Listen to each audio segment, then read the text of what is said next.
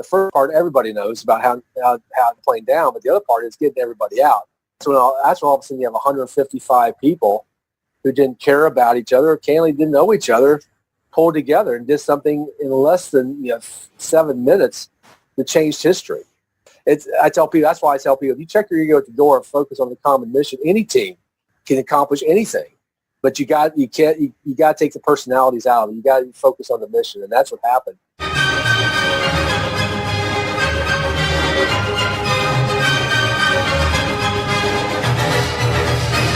So you're a smart business committed to innovation, to service and to modern marketing.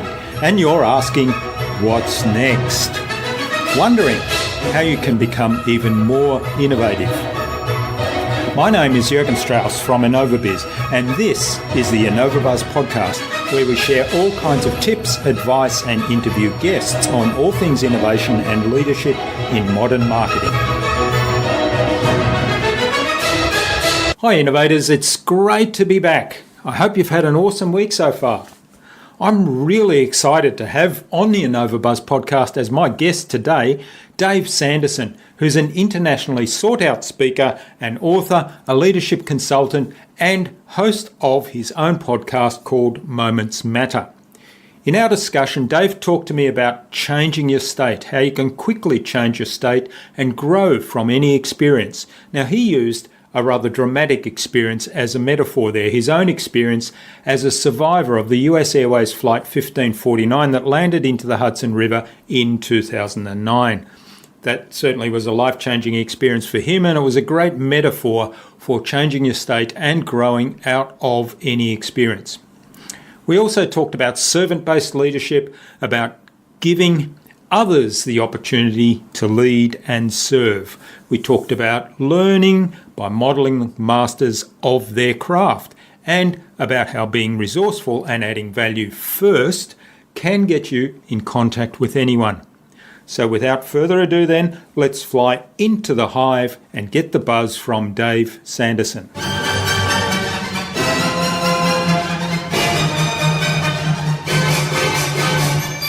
Hi, I'm your host Jürgen Strauss from InnovaBuzz, and I'm really excited to welcome today to the InnovaBuzz podcast from Charlotte in North Carolina in the USA, Dave Sanderson, who's an internationally sought-out speaker. He's also an author and a leadership consultant, as well as host of the Moments Matter podcast. Now, Dave's had an interesting experience a little while ago when he was on US Airways Flight 1549, which was the one that ditched into the Hudson River, or was forced to ditch into the Hudson River in January 2009. And Dave has an interesting story to tell about that, because he was one of many people that played an important role in making sure that everybody got off that flight safely and survived it. And that was quite an inspiration.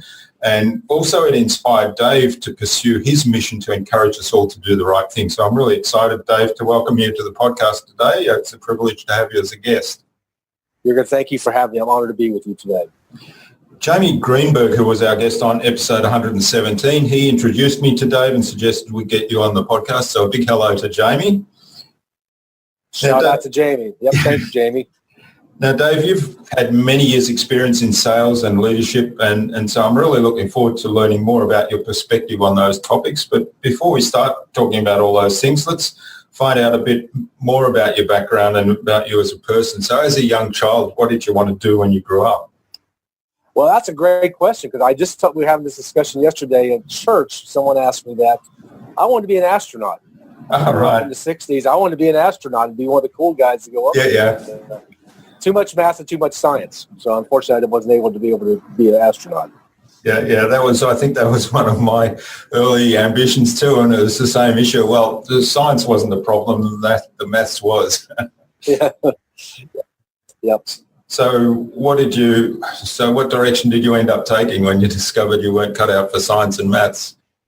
Well, my goal was to be in business, and that's what I went to the university for. But when I got out, it was not a very good business environment in the United States at that moment. So I got out, and my dad told me I had 30 days to find a job or I was out of the house. And that wasn't quite an incentive, but candidly, I did not find a job in 30 days. So he was kicking me out of the house when my mother told him to go help me find a job. So my first job was in restaurant management, but I did that for about 2.5, 3 years, and then I pursued a career in sales, which I did for over 31 years, which led me to be able to use some of the skill sets in business and learn some things about business and especially leadership. And in addition to that, while I was pursuing that career, I was also on the security team and then head of security for a gentleman named Tony Robbins. So I had the opportunity to learn leadership skills and a lot of different life skills being with Tony. Yeah, that must have been a really fascinating and highly valuable experience working for Tony Robbins for so long. That was an education among itself. I tell people that being around just somebody like that, you can learn and absorb a lot of things. But what I really look back on is not only being with him, but all the people that he was with and having access and learning from these kind of people that you're getting an education that a college you can't get at college or university. Yeah. How did you come across the opportunity to work with Tony? Well, it wasn't my goal. I actually attended a Tony Robbins seminar back in the early 90s, and in the next year, I became the number one salesperson in our company, and I lost like 20 pounds, and I did, just doing the whole thing. I'm like, wow, if I could big transformation, if I could do this by just spending 4 days with Mr. Robbins, what else could I do if I just go to more events? So I signed up to be one of his volunteers. And, one of the people who would put down the brochures at midnight while everybody else is sleeping. And I did that. And we were in Maui, Hawaii. And I was in the room putting down brochures. And his former wife was approached by a couple of men, and she needed to get away. And I helped her get away. And she came up to me and said, you handled that pretty well. Would you like to be on Tony's security team? I'm like, that's a lot better than putting down brochures. So, she put me at in the back in his green room at the back door for 5 straight days, Jurgen. I didn't move. I sat there at the back door making sure no one got in, and I just watched how everything was transpiring. And fortunately, after doing that a few times, he had enough confidence in me to bring me more responsibility. To ultimately, about 4 years later, I was assistant head of security, and then I was honored when he made me the head of security for his organization. So I traveled and had the opportunity to serve him and serve all the people in his organization. That's sounds like a great experience and must have been a lot of fun as well. It was a learning experience, and we had a lot of fun, and we traveled all over the world. You and I were talking a little bit about that's how I was going to Australia 2 times a year, because Tony frequents Australia. So I was very fortunate to be able to travel with him all over the world. Well, our paths probably crossed then, because I've been to a couple of his events when he was in Australia. You probably saw me up front doing whatever I was doing here. Yeah. All right. So what do you do today, and why do you do it? Well, when after the plane crashed into the Hudson River, or ditching, or water landing, whatever the term we want to use, I went back to my job in sales. I was in sales for a very large technology company, but I sort of had that awakening, that sort of that moment to say, there's more out there than making money for a multi-billion-dollar organization. So about 5 years after the plane crash, my wife allowed me to go out and start my own company. And so I was speaking. So it was started as a speaking career, but now it's more around teaching those leadership skills that I learned all those years by being with Tony and business, and more around cultivating your own personal leadership skills. So because I think that's where leadership starts, is you got to start leading yourself before you lead other people. So I not only speak, I teach leadership and workshops. I have a course that's out now, and also around, I put together people and have to give them access and opportunities to the people I've been around. Because one of the things that being around, not only Tony, but the other Jim Rohn and my mentors, other people I've had the opportunity to be around, is they were paying it forward. So now it's one of my goals is to pay it forward to those folks who are coming behind us, so they can have not only the access to the knowledge and content that I was taught, but to the people, actually be able to have interaction with the people that I have had the opportunity to interact with. So that's what I do right now. Sounds great. There's a lot in that. So you talk about servant leadership a lot. So tell us a little bit more about that, and what does it mean to you, and why is it important? Well, servant leadership is something, a direction I started to really take over probably the last year and a half. I was always thought of myself as a servant leader, but until I sort of started really focusing in on, how a leader needs to be stepping up, but also being able to step back and giving other people the opportunity to lead and the opportunity to serve and add value, is when I started realizing what the real value of that was. So I was very, very honored to be approached by a gentleman in Atlanta, Georgia by the name of Don Barden. He was putting together a group of people, of servant leaders, an NBA Hall of Fame player by the name of Dominique Wilkins, Chief Innovation Officer at a company here in the United States called Chick-fil-A, and Steve Nendovic, Don, and Brittany, Brittany Tucker, who focuses on how to really level the mindset, and then me around the servant leadership of coming from your own personal leadership skills. So that's what we teach these skill sets now in a group setting for all these different aspects. So it's a very, very just honorable, and I'm just really blessed to be able to do that. It sounds fascinating, and a lot of very accomplished names there as well. When you put together some people who, a Hall of Famer who is, what's the mindset of somebody who has to do what it takes to be a Hall of Fame athlete, and the person who is the innovation expert and or, brain behind Chick-fil-A, which I don't know if there's Chick-fil-A in Australia, but it's one of the most successful franchises in the United States. And then Don, who teaches leadership skills to the U.S. Army Rangers. That's elite training. So being able to be around that and being able to share my skill sets with people like that and the audiences like that, it's a very humbling opportunity.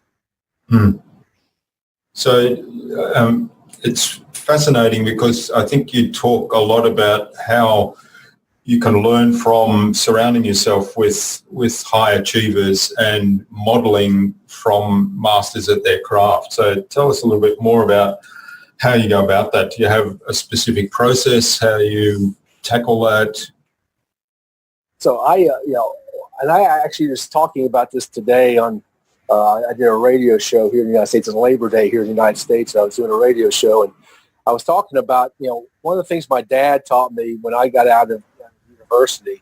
He said, you don't have to have everything in this world, but if you have access to people who have everything, you will be able to sort of grow in a way that you never thought you would grow. So one of my goals at coming out of university and investing in personal development the way I did was getting access to people's content and people up close and personal. So I've always made the extra sort of step to be able to be around people who've achieved great things. And I started out with people just attending seminars, but then being able to get close and personal. So one of the things that I coach now and teach people, and one of the things I have a group now that I've started called Impact, is giving those people who want to learn these unique skills that these leaders from past years have given me.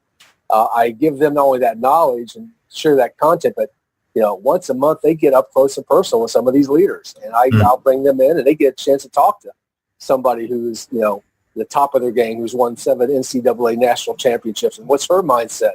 How does she get a group of women, especially in gymnastics, which is a hot topic here in the United States with what's going on and the sexual harassment suits that are going on around that. So it's amazing to be able to share that my network, and that's one of the things I'm really passionate about now. That's a wonderful opportunity, and you talk also about the importance of having a mentor, and you mentioned how your father kind of gave you that advice many years ago. Tell us a little bit more about how you go about building that network and getting access to mentors. Well, my first mentor's name was Bill, and I just met Bill. I met Bill at a Howard Johnson restaurant. This is part of the backstory that I don't talk about much, but I met Bill there, and Bill was always coming in with his wife at that point, and he sort of took me under his arm and called me over, and we would sit there and chat. And all I knew about Bill Jurgen was he wore a flannel shirt, he drove a pickup truck, and I was like, he's just a good old boy. We're down south here, right? Just a nice man, right? Drinking coffee, smoking cigarettes. But what I found out about Bill is Bill owned 80 movie theaters in North and South Carolina. and Bill was a multi-millionaire, and Bill was like the Sam Walton of Walmart in Charlotte. He was the mover and shaker, but you would never know it because he was so unassuming. So he was my first mentor outside of university, and he was teaching me these things that you couldn't pay enough money to learn. So he started introducing me to some of his people he was running with, and just being around them and listening. So I now, one of my goals is whenever I have the opportunity to meet somebody, and Tony gave me this opportunity to meet some of the great financial leaders in this world. One was named Jim Hansberger. He was in Atlanta, Georgia, and I met Jim, and Jim invited me to come to his office and spend an hour and a half with him, just drilling him on the financial mindset. And it's like, so I love being able to do that because I believe you can learn more by experiences of other people and modeling what other people have done, because as we all know, success leaves clues. I mean, it's nothing new. I mean, it goes back ages.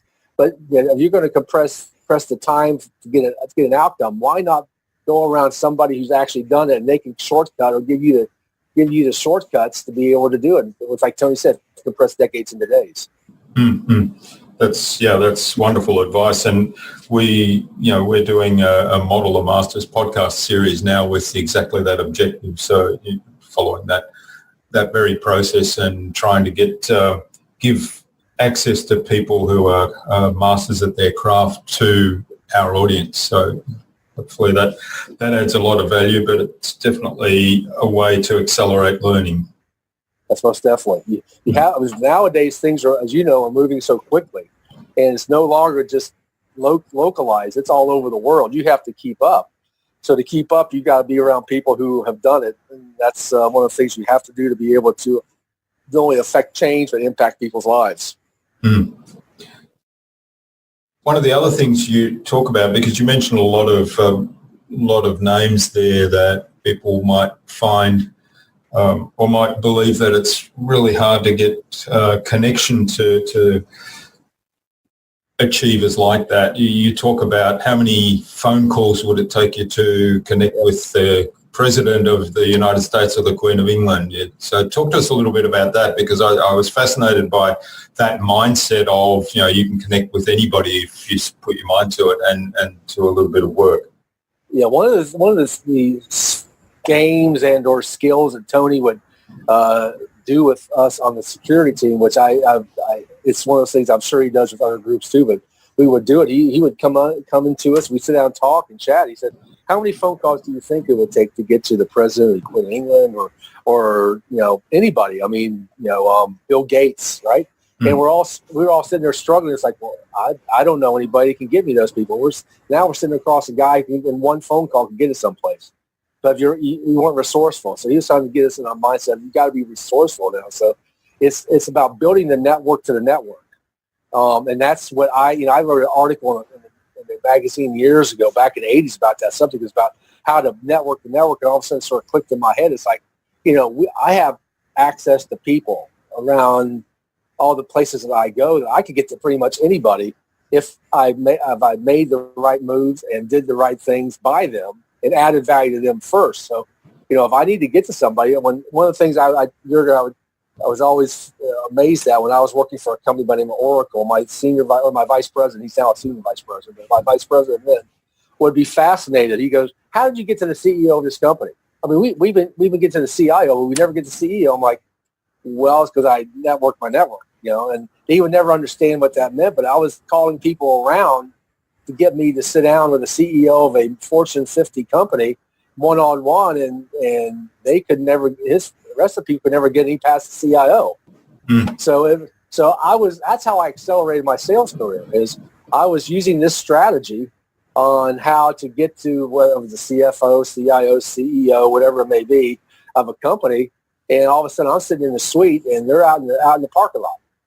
And so that's how I really, it takes some time. I'm not saying it's an overnight thing, Jurgen. But the first thing you got to focus on is you got to focus on how can you add value to that person first, and they may need something, right? They may need you to get them in touch with somebody or connect. So I would always, before I'd ask, I would always give. And that's, it's one of the driving values that I have. And one of the things that day on the plane that we were going down, on the last questions I asked myself was, how can I add even more value and enjoy the process? How I kept saying that to myself in case I would come back out of a plane crash. And so that's been one of my driving forces. How can I add value first and enjoy it at the same time? And that what's been driving me, and that's what's helped me become who I am. Mm. And of course, that is, to me, that's the essence of servant-focused leadership, isn't it? And so adding value first. Yeah. Right. But the other part of the equation I talk about, and I did in my TED Talk, I reveal this, is that enjoying the process is as important because, if you're not enjoying the process, then you'll do it for a while, but then you give up on it. And, I use the example of how many people go to work every day. They add value, right? They're making money for the company, but they hate their jobs. Yeah. 83% of the people, I saw a stat the other day, 83% of people in the United States hate their jobs, but they still show up. It's because they're not enjoying the process, and eventually they will leave their job. So it's that enjoying the process is as important. Yeah, that's a great point because it kind of talks to the motivation that people have, right? So they have a necessity to earn money to support their lifestyle, support their family and so on. And so they go to this job they hate. But at some point when they have other alternatives, then they'll leave. So they have no loyalty. They'll leave, they'll jump ship. So that's why, now I work for myself and building businesses other than what I'm doing because I'm enjoying it. So it's not a job. And it's just, and I'll work 12 hours a day, right, on a holiday because I'm having fun. I'm having fun talking to you. We would never been able to have this conversation unless I took that mindset. Yeah. Well, I'd like to explore that mindset a little bit more with you. So one of the things that you work with your clients on is finding their focus and purpose, right? And so a lot of that is around mindset. So tell us a little bit about how you approach that and what's important in that process. Well, thank you. Because one of the things that, it all starts with asking better level questions.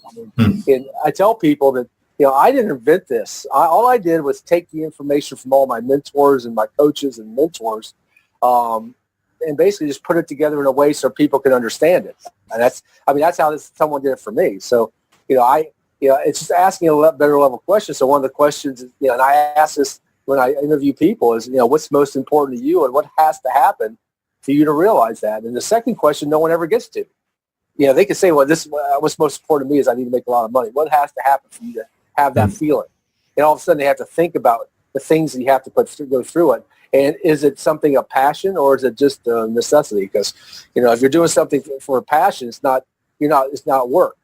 So it's all the level of questions. And I've just taken the questions that I've been asking, I've learned through all these great people I've been around, and basically put them in a way that I can take people down a path. And like I tell people, I said, my vault is full. My goal for you is you need to get the key to open up the vault. And that's one of my missions right now is helping people understand how to get the key and turn the key. People got the key, they just won't turn it. That's right. Yeah.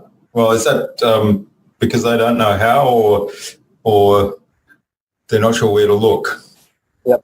Yeah, they're confused. And they're confused because they're not clear about their mission. And that's, one of the things that Tony did with us way back in the early 90s, but is one of the first things it is, we set our mission statements. And my mission statement hasn't changed in, in almost 30 years now.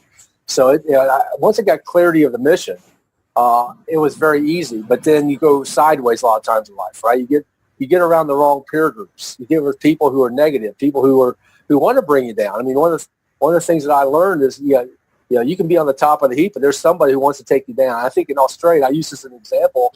On the tall poppy syndrome. Yeah, that's right. You get too big for your britches, and all of a sudden, someone's going to take you out. And so it's like a lot of people think too much of themselves. So I tell people one of the things I saw on the plane that day, which really was encouraging for the long term for me, is there were a lot of leaders on the plane that day, and we were going down, but the big issue was getting out of a sinking plane. Well, people checked their egos at the door, and one of the things I tell people is like, I stepped back once because this guy seemed like he knew how to execute this better than I did. So sometimes leaders have to step back and let people do what other people do best to get the greater outcome on the mission. And the mission that day was 0 fatalities once we got the plane down. Once the plane was down and people get out, now 0 fatalities to get everybody out. And so it's like check your ego at the door as part of the part of the mission. Yeah, that's a really interesting take on that, checking your ego at the door, because ego is really important in some ways, but it often gets in our own way, doesn't it?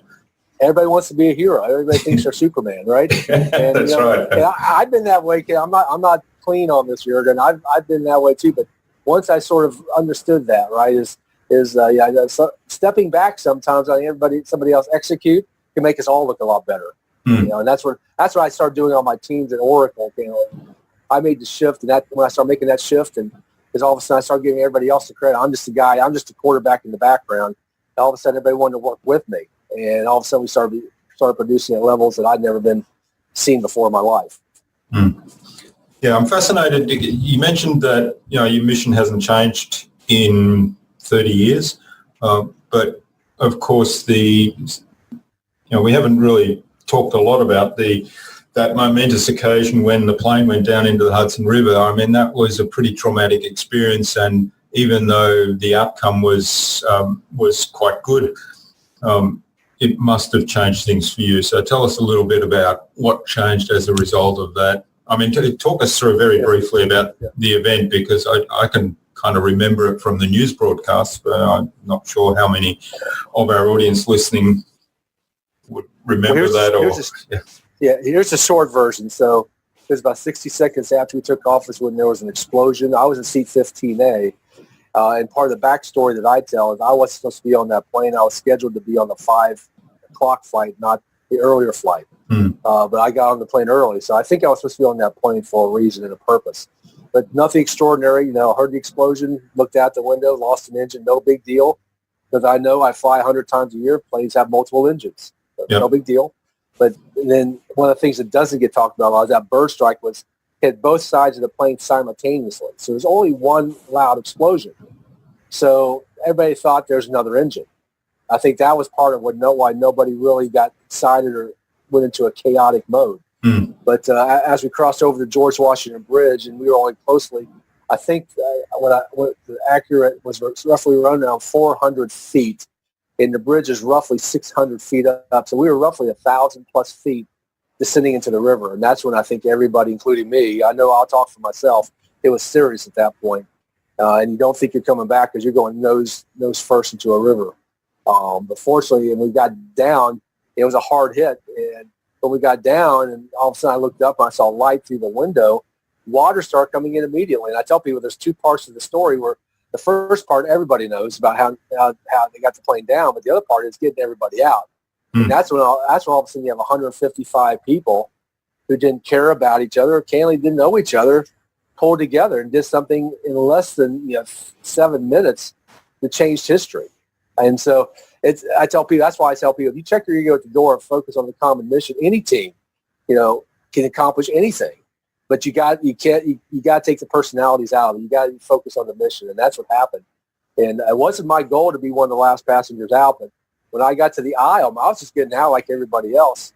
I heard my mother talk to me, who had passed away in 1997, in my head. I heard, if you do the right thing, God will take care of you. And I thought back on that over the last few years. Like, my mother would never tell me what to do. She would give me the option and make me make a decision, and knowing that every decision has a consequence. And it was a great learning experience. I didn't realize it till then. It was a great learning experience my mother gave me, that she made me make decisions. And when I was young, which we don't do enough now as parents. I'm guilty of this as many as everybody else is guilty. We need to make our kids make decisions and have consequences for their decisions. But fortunately, my mother did that, and that's when I went towards the back of the plane. Water was about waist deep at that point. I got behind everybody because I wanted to make sure everybody gets out, because I knew I was alive, and started making my way out of the plane just like everybody else. And I looked to the right, and I saw light on the right side. It happened to be the 10F door. And I started getting out like everybody else. When I started getting out, there was no room on the wing or the boat for me. It was already filled up. And that's why I was inside the plane roughly 7 minutes, waist deep in 36-degree water. And I was holding on to lifeboats so they could have access to the wing to get off on the wing. So that's how I became one of the last passengers off the plane, which wasn't by design, but was by happenstance.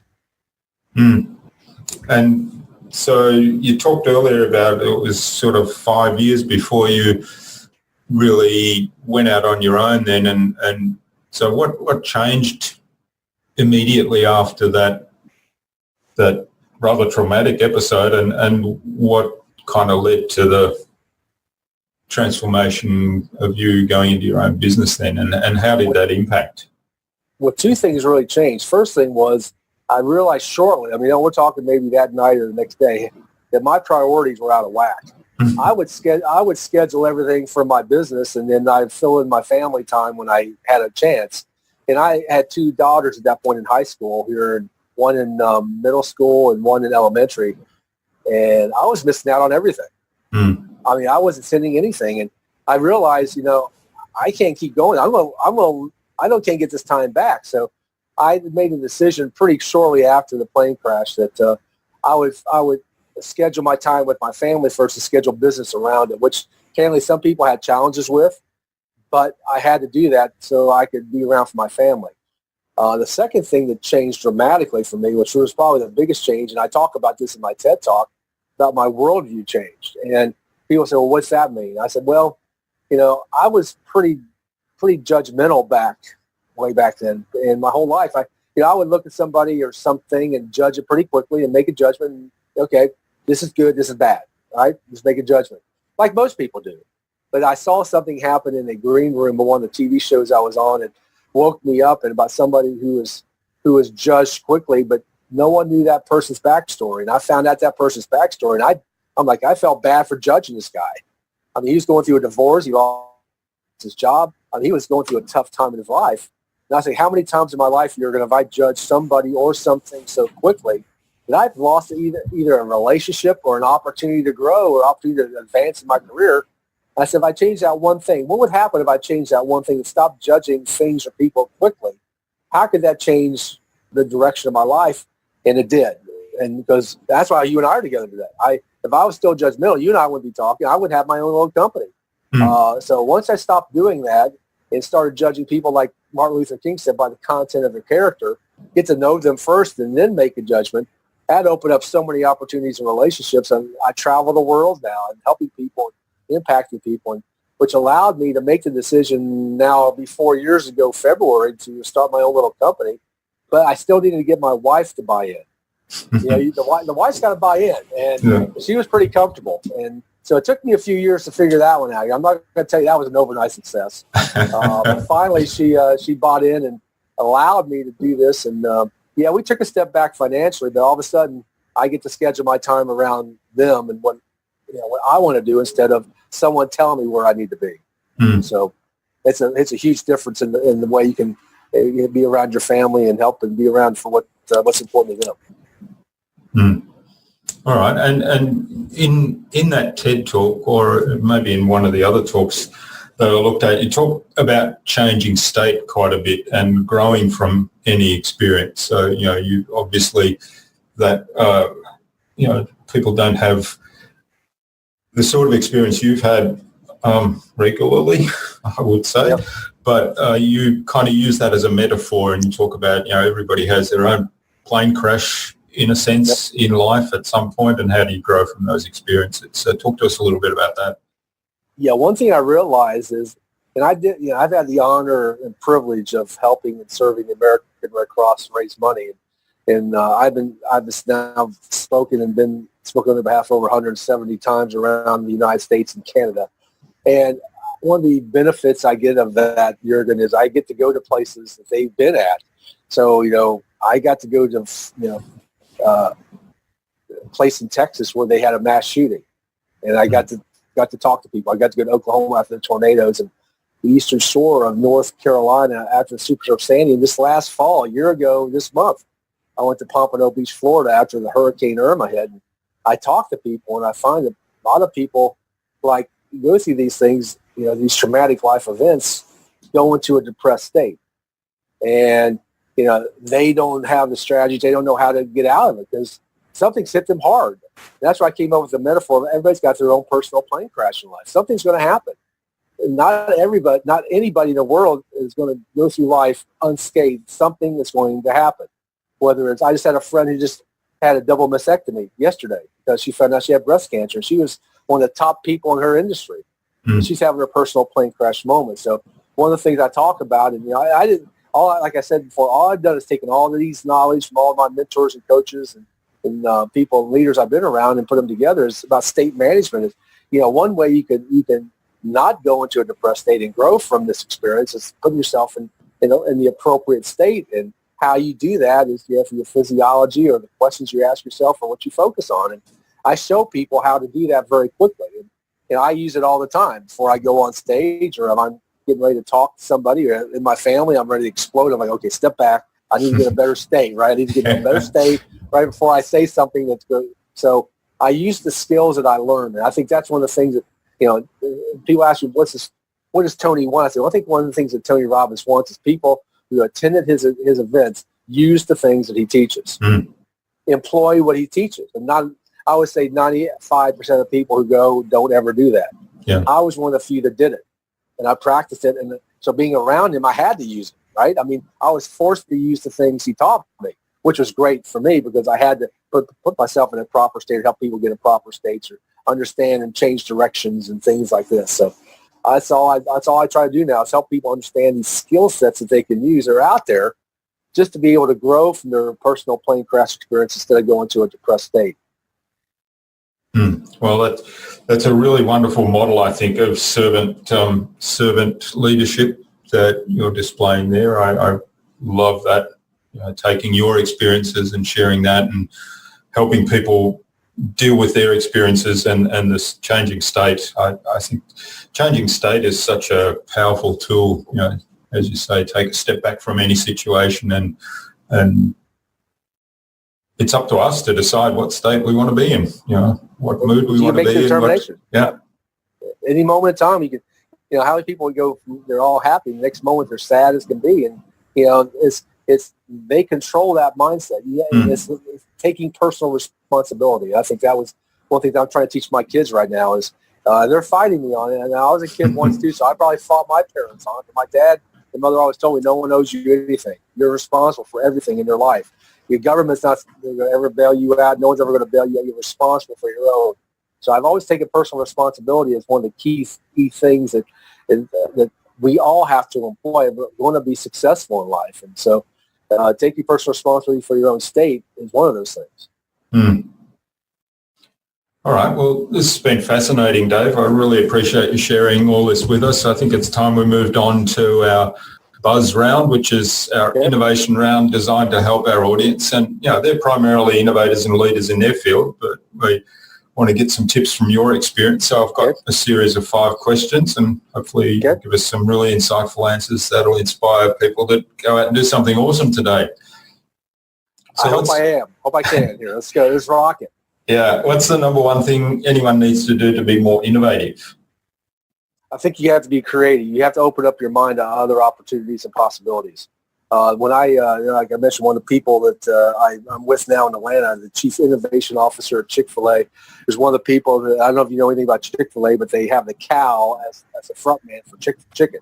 And people were fighting that, he said internally, but he and a couple other people came up with this concept is, eat more chicken or you're a cow. Yeah. And all of a, you may have seen that. And so he had to open up not only his mind, but his team's mind and his company's mind is now one of the most successful ad campaigns in the history of the world. So you got to open up your mind and be creative and be innovative. And think outside the box. Yeah, that's a really good example because it's kind of, okay, this is the opposite of what we're actually promoting, but it actually worked really well as an advertising campaign. Yes, it does. Great. What's the best thing you've done to develop new ideas? I'd tell you, that's a great question because when I go to hear other people speak and go to other people's events, that opens my creativity massively. And I knew that, but about 3 years ago, I went to a Brendan Bouchard event in San Francisco, California. And it opened my mind to other opportunities that I wasn't thinking about how I could really start growing and impacting other people's lives. So the way I do it is I go to other people's events. I invest my money to go to these places so I can hear other people's ideas, their content, their concepts, and how can I assimilate those into my mission, in my direction. Yeah, so it's the model of masters approach, isn't it? That's right, most definitely. Modeling the masters, exactly right. Excellent. So what's your favourite tool or system for helping you improve your own productivity and allowing you to be more creative or innovative? One of the tools that I use, and it's going to sound funny, but I use LinkedIn. I go on LinkedIn, and I'm using that pretty exclusively now because I find people on LinkedIn, they're there for business, number one, but number two, they are so creative. I mean, there's people out there doing so many unique things and how to approach the business or approach the way they do customer service. I mean, I got in touch with somebody who's one of the top customer service experts in the United States. He LinkedIn, and I spoke at his seminar last year or 2 years ago in Cleveland, Ohio. He got to meet all these innovative people around how to be more innovative in customer service. Now, I would never thought I'd be around that. So I would say that's the tool that I use right now to open my mind up, to find people who can open my mind up. Great advice. Yeah, LinkedIn. I think LinkedIn is actually a really underutilized resource in today's social media world. In particular, like you say, it's business oriented, and if you approach it from, you talked earlier about adding value first and giving others the opportunity to lead and serve. So if you take that approach on LinkedIn and start building relationships there, it can lead to some interesting things, like you've said. Most definitely. All right. What's the best way to keep a client on track? Well, I think one of the things that I try to do, I've a few months ago, over the last several years, people have been approaching me to help them start a speaking career because I did it from scratch.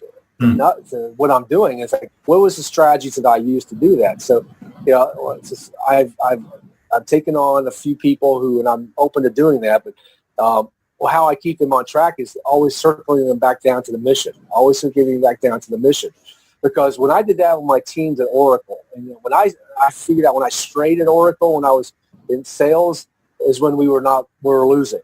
So I kept people focused on the mission, and the mission may not be selling today. The mission might be in education today. As long as I kept doing that, we were always making progress. And, as we know, change is inevitable. Progress is not. It's all about making progress. So that's what I was always trying to do, is keeping people back to the mission to make progress. And the goal is to keep making progress to the point where you finally win. Great advice. So really, it kind of comes back to what Simon Sinek preaches, which is, start with why and then keep that focus. That's right. Yeah. That's exactly right. I got the opportunity to be around him in Canada a couple of years ago. And that's why I say get around people who can change your mind on things. He's one of them. He was one of them. Yeah. Great. All right. What's the number one thing anyone can do to differentiate themselves? I think one of the things you can do to differentiate yourself, and this is going to sound trite and basic, is be congruent and be authentic. I think a lot of people try to be something they're not, but if you're congruent and authentic consistently, and people see that, you will stand out. And I'll give you a perfect example. I'm in a mastermind group with a gentleman named Aaron Walker, and I tell people, you need to get around a mastermind group just to open your mind up. That people hold you to a standard, but he has the standards that he holds to. And I asked him the other day, and one of the things he talked about is when he goes to an event or a seminar, that he won't get his picture taken with a female, because he respects his wife too much. He doesn't want her to see he's out there in Burbank, California. He's around all these beautiful women. That's not what's congruent with his life and what he wants for his marriage. I said that's a perfect example of how to be congruent, authentic, and that's why Aaron stands out to be one of the top entrepreneurs in the country. Fascinating. Yeah. All right. This is really great, Dave. Thanks for getting us through the buzz and our innovation round. So what's the future for you and your business? Well, we're taking a lot of different direction with my business. We just rolled out a course a few months ago called Cultivating Personal Leadership. And I basically took these 12 tenets that I used that day on the plane to know and hopefully help and lead it sometimes. But I took these personal leadership tenets because people are looking for that. And I think a lot of, especially Gen Xers and millennials, they think they're leaders, but they don't understand why or how to be a leader. So that's why I did this. But one of the real focuses now, as I mentioned, this exclusive group I call it Impact put together, where I'm giving people access to my team. I mean, and I would have never done that before, but having one-on-one access to the leaders and mentors I've been around is something that I'm really passionate about. So people can then, learn from them directly and through me. I'm really passionate about it. But also, I'm working with a group of leaders out of Raleigh, North Carolina, and we're really looking for people who want to take these leadership skills, and they teach and I teach, and build a business on how to teach people how to be leaders. So I'm really passionate about that likewise, and using different mindsets and mind frames how to do that. So those are the 3 or 4 things that I'm doing. In my next book we're getting ready to put out next year, so that's really exciting likewise. It's going to be how to grow through traumatic life experiences. So there's a lot on the table right now, Jürgen. I'm trying to keep it going, man. Keeping busy, yeah. So looking forward to, so there is a book out which we'll link to in the show notes called Moments Matter, and you've got a second one coming out, so we'll keep an eye out for that one as well. Thank you. All right, so what's the number one piece of advice you'd give to any business owner who wants to be a leader in innovation and productivity? I would say when I give advice is, number one, and I'll go back to a conversation I had with Joe Norman Schwarzkopf years ago, and he told me his strategy on leadership when I was one-on-one with him is, he said he had to keep his troops, when he won the war in Iraq so quickly, he had to keep his troops focused on the purpose they were there. People would come to him every day with their problems, and he kept reminding his troops of how does this contribute to kicking Saddam out of Kuwait. He said that was the number one mission. He said he kept doing that over and over, and he said within 60 days, they went in, conquered, got out. So I tell people, I think one of the things I learned from one of the great leaders, military leaders in the United States history is, keep people focused on the purpose. And one of the great things leaders can do is step back, let them execute, course correct if you need to, but let them execute on it. And one of the questions I ask all the time, Jürgen, in my interviews is, you want to be in charge, you want to be in control? And that's one of the things my first mentor, Bill, asked me when he took me under his wing. And, I thought I wanted to be in control, but he said great leaders really want to be in charge. They want to step back and let other people control. So that's, I would say that would be my number one piece of advice. Make sure people are focusing on the mission and remind them of why they're doing this. Just like you said, what Simon Sinek said, the why. All right, that's great advice. Thanks. And this has been really great, Dave. Where can people reach out and say thank you for what you've shared with us today and for your time? Well, thank you. If they would want to check out my website at DaveSandersonSpeaks.com, and a lot of my materials out there. But what I'll do also, Jürgen, is I'm honored to be with you, and you're based in Australia, and I'm coming to Australia next year. So if anybody's listening wants to text the number 797979 and put the word BRACE, the number 4 impact in, I'll send them a free copy of the free video from one of my course called Overcoming Adversity in Challenging Times. It's a way that they can not only connect with me, but understand some of the background of how I came to some of these strategies that I use. So if they do that, and they go on my website also and check it out, just message me, and I'll be more than happy to send them any content or material they like to see. It's be my gift to them. That's great. So that was 797979, the SMS? But just text SMS, but the word BRACE, BRACE, the number 4, impact, IMPACT, and within seconds they'll get a link to the video, and you be able to check it out. All right, and we'll put all that in the show notes as well, so that people can follow through there straight away.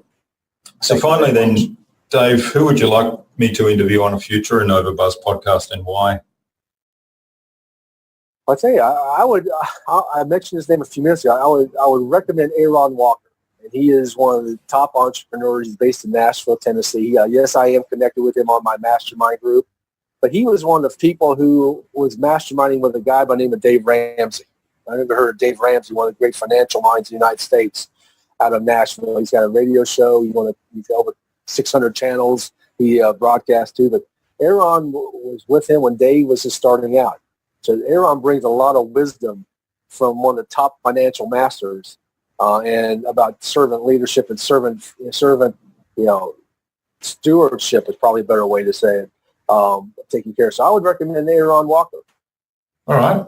Great. Well, hopefully we can get an introduction from you. And Aaron, if you're listening to this, look out for an invitation from us to the InnovaBuzz podcast, courtesy of Dave Sanderson. I'll make it happen for you. Excellent. Thanks, Dave. Appreciate that.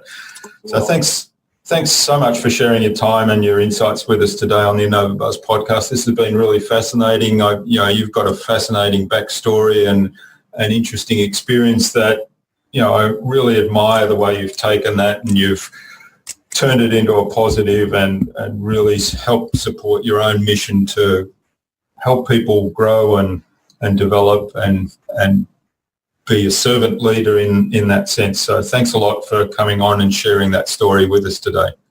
Thank you, Jürgen, for having me. I'm blessed to be able to do it. Thank you. Yeah. So all the best for the future, and let's keep in touch. Same here. I'll let you know when I'm in the Sydney area next spring, or it'll be fall in your world. But before, I'll let you know and see if we can get to Melbourne or that area. Yeah, we'll see if we can get together and definitely have another conversation face to face this time. Yeah, that would be great. Thank you very much. All right. Thanks, Dave. All right. Have a blessed day. It's morning there, isn't it? That's right. Yeah, it's just starting out Tuesday morning. Tuesday morning. Well, we're going into dinner time now, so I'll be going to dinner. On Monday. All right. Have a blessed day. Thank you. Thank you, Dave. You too.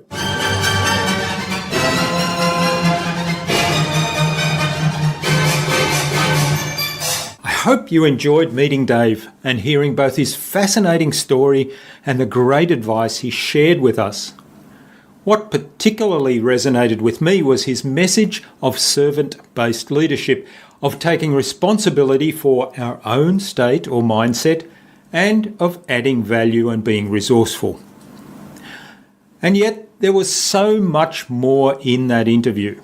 I'd love to know what you took away from Dave's episode today. Leave a comment below the blog post, which can be found at innovabiz.co/Dave Sanderson. That is DaveSanderson. All lowercase, all one word, innovabiz.co/Dave Sanderson. We'll also have a link there to the SMS contact with the offer that Dave gave us and contact information for getting in touch directly with Dave. Dave suggested I interview Aaron Walker of View from the Top on a future InnovaBuzz podcast. So Aaron, keep an eye on your inbox for an invitation from us to the InnovaBuzz podcast, courtesy of Dave Sanderson. Stay connected.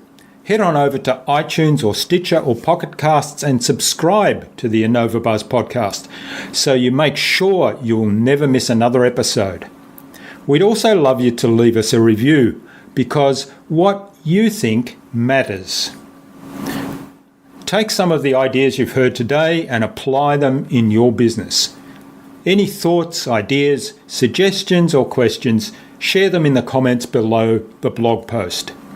And remember, if you want to get better marketing results than you ever have, join our fantastic LinkedIn community at the Transformational Marketing Academy. All you have to do is go to innovabiz.co/TMAC. It's free to join.